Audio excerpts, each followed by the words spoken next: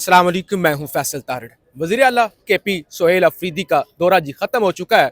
अब से कुछ देर के बाद वो यहाँ कराची से जिन्ना इंटरनेशनल एयरपोर्ट से वापस रवाना हो जाएंगे। ये 4 दिन का दौरा था, हैपनिंग से भरपूर था और हमने आपको तकरीबन पूरे कराची से ही इवन जहाँ जहाँ सिंध में उनके दौरे थे वहाँ से रिपोर्ट किया।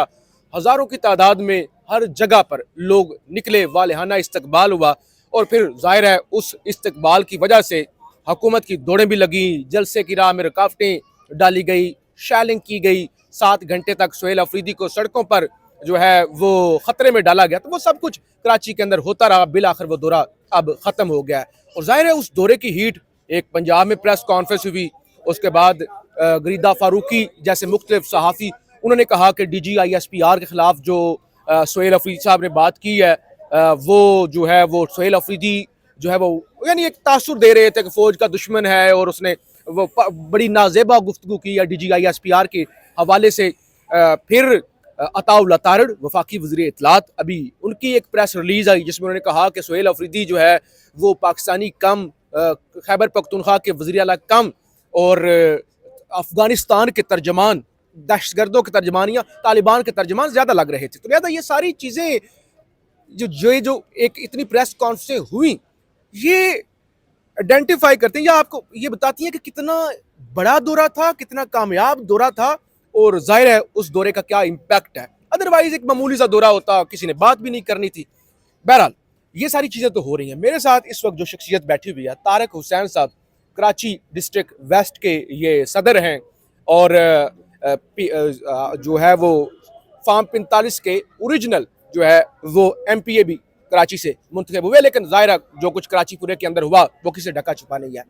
आज इनके साथ बात करने का मकसद ये है कि हमने हैदराबाद से आपको रिपोर्ट किया, पूरे कराची जगह जगह पे लोग निकले, लेकिन जो इनके हलके से, इनके ज़िले से लोग निकले और जितने वो एक्टिव थे, जितने वो चार्ज थे, यानी उसके अगरचे एक चीज़ मैं आपको बता दूं, सोहेल अफरीदी साहब इनके हलके में गए भी नहीं, यानी वो इनके हलके में गए भी नहीं, उसके बावजूद हजारों की तादाद में लोग निकले। असल स्टोरी ये है, तो इसलिए हमने कहा कि इनसे ज़रा गपशप करते हैं। और सबसे पहले सर बहुत शुक्रिया, हम आपके हलके में थे, गुजरे थे तो वहाँ पे देखा कि हज़ारों की तादाद में लोग निकले हुए थे। बताया गया कि सोहेल अफरीदी साहब आ रहे हैं, फिर पता चला जी उनका क्योंकि बिजी शेड्यूल है, वो एक जगह पे जा रहे हैं, दूसरी जगह पे जा रहे हैं। तो सोहेल अफरीदी के गए बगैर वहाँ हज़ारों लोग निकले हुए थे। तो इस हवाले से क्या आपने क्या किया, कैसे इंतजाम थे और इतना कैसे आपने कर लिया?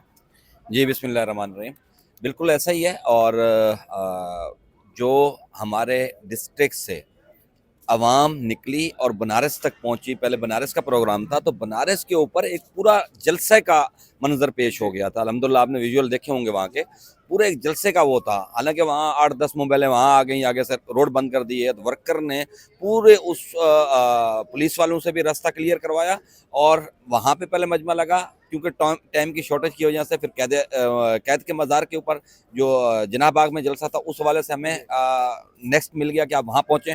तो अल्हम्दुलिल्लाह एक पूरा एक जलसा ही लेके डिस्ट्रिक्ट वेस्ट लेके चल रहा था, जिसमें तीनों टाउन्स और टाउन्स की कैबिनेट्स ने भरपूर मेहनत की हुई थी, खवातीन विंग ने, यूथ ने, लेबर ने भरपूर मेहनत की हुई थी, जो कि आपने खुद देखा भी सही कि एक खान साहब के सिपाही के लिए जो यहाँ आया हुआ है किस तरह से डिस्ट्रिक्ट वेस्ट निकल के जा रहा है। अच्छा, डिस्ट्रिक्ट वेस्ट की एक हिस्ट्री है। अच्छा। ये माशाल्लाह ये लाहौर का जलसा हो, ये सवाबी का हो, पिशावर का हो, ये तो डिस्ट्रिक्ट वेस्ट से भरपूर 6-8-10 बसें निकलती हैं हर दफ़ा और ये पहुंचती हैं। अल्हम्दुलिल्लाह 26 में हूँ तो ये आखिरी दिन तक वहाँ थे। हमारे कुछ वर्कर गिरफ्तार भी हुए जो 6-6 महीने बाद डिस्ट्रिक्ट वेस्ट के जो है उनकी जमानतें हुई, वो बाहर आए, अभी तक भी केस भुगत रहे हैं।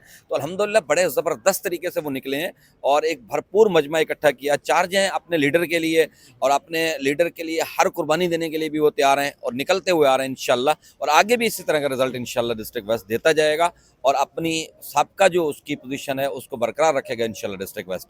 अच्छा, एक चीज़ मैं आपको बता दूं कि ये जो कराची में बैठ के, ज़ाहिर है किसी और जगह पे तो एक आसान, कराची से या इस्लामाबाद से कराची आना या कराची से इस्लामाबाद जाना कोई आसान काम नहीं है और ख़ास तौर पे बाय रोड। और ख़ास तौर पे अगर आप एक बस लेके जाते हैं, कम से कम एक बस भी लेके जाएं तो 6 से 7 लाख रुपए का आपका खर्चा हो जाता है। तो लिहाजा ये कोई आसान काम नहीं है। जो लोग कराची से अडियाला पहुँचते हैं या जो कराची से लोग जो है वो किसी जलसे या जुलूस के अंदर शिरकत करते हैं। अच्छा तारिक भाई, ये भी बताएं कि ये कौन, आप अकेले ये सारा काम करते हैं? ये जो हमने देखा कि इतनी बड़ी तादाद के अंदर जो लोग निकले, एक तो देखें ना खान के नाम पे नेचुरली लोग हमने देखा हर जगह पे निकले, लेकिन एक तंजीम भी होती है, एक आपका टीम वर्क भी होता है, जाहिर है तभी आप लोगों को मुनज़्ज़म करते हैं ना। तो ये आप अकेले करते हैं या पूरी आपकी टीम है? जी, अल्हम्दुलिल्लाह पूरी एक टीम है, डिस्ट्रिक्ट वेस्ट की तंजीम है, टॉन्स की तंजीम है, वुमेन विंग है और फिर जो एमएनए एमपीए तंजीम के साथ हैं, वो पूरी मेहनत करते हैं अल्हम्दुलिल्लाह। हम लोग खुद ग्राउंड से जुड़े हुए लोग हैं, तो अपने वर्कर में रहते हैं, तो अल्हम्दुलिल्लाह हमें हर दफ़ा रिस्पॉन्स मिलता है। मुश्किल तरीन दौर में रिस्पॉन्स मिला है हमें।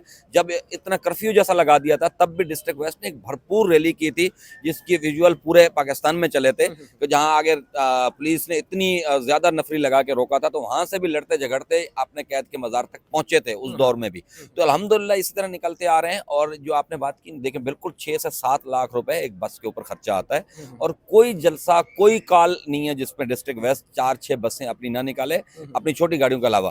तो अल्हम्दुलिल्लाह ये सारा मिलजुल के हम लोग करते हैं। अल्हम्दुलिल्लाह में कोई बाहर से कोई फंडिंग नहीं है, लेकिन हम मिलजुल के ये करते हैं, और अपने लीडर के लिए और अपने आने वाले बच्चों के लिए भी, और जो बच्चे हमारे हैं इनके मुस्तकबिल के लिए हमारा लीडर अंदर है। हम अपने बच्चों के मुस्तकबिल के लिए निकलते हैं, हमको एहसान नहीं करते।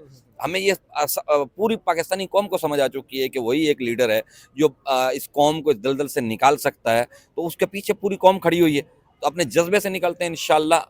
वहाँ पे वज़ीर आला साहब नहीं आए बनारस के ऊपर, तो आपने देखा कि किस तरह माशाल्लाह एक पूरा जुलूस वो उठा और पूरा उठ के कैद के मज़ार पे आ गया, जिसके विजुअल सब देख रहे हैं अल्हम्दुलिल्लाह। तो ये डिस्ट्रिक्ट वेस्ट से कौन कौन, एमपीए है या फार्म 45 का या एमएनए, कौन सी पीटीआई क्यादत बेसिकली मैं पूछना चाह रहा हूँ, वहां से कौन कौन है? जी, एमएनए आफ्ताब जहांगीर साहब हैं, जो सबका एमएनए भी हैं, वो पूरा सपोर्ट करते हैं तंजीम को। सालेज़ादा हसन खान साहब हैं, वो पूरा सपोर्ट करते हैं, एमपी हैं पीएस 118 के। इसी तरह शफीक शाह हैं, इसी तरह अमीर हमजा साहब हैं, हाजी इकबाल साहब हैं, इस तरह टोन के सदूर और जनरल सेक्रेटरी साहबान हैं। ये जो है मुकम्मल तौर पर डॉक्टर शकील साहब हैं औरंगी से, ये पूरा सपोर्ट करते हैं अल्हम्दुलिल्लाह। और इसी तरह ख़वातीन विंग की सदर हैं और उनकी पूरी टीम है, वो पूरी सपोर्ट करती है। हर प्रोग्राम, हर जगह वो मौजूद होते हैं। इसी तरह जो टोन के सदर जनरल सेक्रेटरी यूसीज़ हैं, ये हर वक्त एक्टिव रहती हैं। डिस्ट्रिक्ट वेस्ट एक चार्ज डिस्ट्रिक्ट है, जो कि हर किसी को नज़र भी आता है कि अल्हम्दुलिल्लाह हर नीचे से ऊपर तक और ऊपर से नीचे तक सारे चार्ज हैं अल्हम्दुलिल्लाह। चलें, बहुत शुक्रिया। एक तो ये बताने का आपको मकसद ये था कि देखिए जो लोग मेहनत करते हैं, जो ग्राउंड पर वर्क करते हैं, तो वो उनको भी, ताकि आपको दिखाया जाए कि किस तरह के लोग किस तरह से मेहनत करते हैं और उसके बाद ज़ाहिर चीज़ें होती हैं। तो आखिर में सिर्फ एक चीज़ आप बता दें, आपने इलेक्शन भी लड़ा, आप जीते भी, लेकिन आपको जीतने नहीं दिया गया, तो ये मुख्तसर बता दें ये क्या कहानी थी? मतलब कितने आपको वोट पड़े, मद्दे मुकाबला आपका कौन था और कैसे आपको हराया गया? जी और हमने सुना था कि आपको कोई ऑफर्स भी हो रही थी उस दौरान। जी बिल्कुल। पहले ऑफ़र के बारे में आपको बता देता हूँ कि ये 9 को कॉलें आई थी मुझे कि आप जो है शमूलियत कर लें पेपर पार्टी या एमक्यूएम के अंदर, तो आप जीते हुए हैं, तो आपको हम नोटिफिकेशन आपका जारी कर देते हैं। तो मैंने तो उनको एक ही जवाब दिया था कि हम सियासतदान हैं ही नहीं। हम सियासतदान होते तो हमें ये ज़रूरत होती। हम हैं एक नज़रिए के ऊपर, तो नज़रिए के ऊपर कोई सीट हमारे लिए वैल्यू नहीं करती, और आज भी अल्हम्दुलिल्लाह हमें कोई अफसोस नहीं है। हम दिल से खुश हैं, हमें अगर ले लेते तो फिर हमें ज़्यादा तकलीफ होती, रोज़ाना मरते हैं इस चीज़ के ऊपर। और दूसरी चीज़ ये कि इलेक्शन के अंदर मुश्किलात के बावजूद, हर चीज़ बंद करने के बावजूद, हम जाते थे, 4-4 पुलिस की मोबाइलें आ जाती थी, कैंपेन भी नहीं करने देते थे, तो उसके बावजूद 12,000 वोट मुझे मिले। अच्छा। और जो मेरे मद्दे मुकाबिल था, मतलब जमात इस्लामी थी सेकंड पे, उसको 5,500 वोट मिले, अच्छा, ये दूसरे नंबर वाला। दूसरे नंबर वाले। और जिसको जिताया गया वो एमक्यूएम का था, उसको 5,100 वोट मिले थे। सब कुछ सपोर्ट होने के बावजूद उसको 5,100 वोट मिले थे। तो ये इस तरह से ये कहानी है। और ये बैकवर्ड एरिया का जो है, क्योंकि वहाँ रजिस्टर वोट बहुत कम है और तादाद ज़्यादा है, 7,54,000 की आबादी, और उसमें टोटल जो वोट रजिस्टर वो 2 लाख रजिस्टर है। तो इस परसेंटेज के हिसाब से जो वोट पड़े, इनको आधे भी नहीं पड़े एमक्यूएम वालों को, और इसको जितवा दिया गया। फिर भी जीत गए। जी, वही फार्म 47 के ऊपर, जी। और मार के लोगों को, और रिजल्ट भी इस तरह चेंज किया बेवकूफों ने कि काट के ना ऊपर जैसे मियां नवाज शरीफ साहब का हुआ था। जी 245, मेरे तो जितने भी हल्के के फार्म 45 हैं उसके ऊपर काट के इन्होंने किया कि 145 को 245 कर दो, और जो 327 हैं उसको 0 आगे लगा के खाली 27 कर दिया मेरा। इस तरह करके इन्होंने मैनेज किया, और वो भी कम अकली और कच्चेपन वाला माहौल था कि जैसे पहली क्लास का कोई बच्चा है, उस तरह इन्होंने सारे इलेक्शन के अंदर फार्म 45 के साथ भी किया। चलें, बहुत शुक्रिया। पूरे मुल्क के अंदर ही यही हुआ है। बहरहाल हमने आपको पूरा ये दौरा दिखा दिया, आइंदा भी रिपोर्ट करते रहेंगे। कराची के बेशुमार मसाइल हैं, इतने मसाइल हैं कि यहाँ पे पूरा साल भी रिपोर्ट किया जाए तो शायद इस शहर के मसाइल ख़त्म ना हो। आप अपना फीडबैक ज़रूर दीजिएगा। पाकिस्तान जिंदाबाद।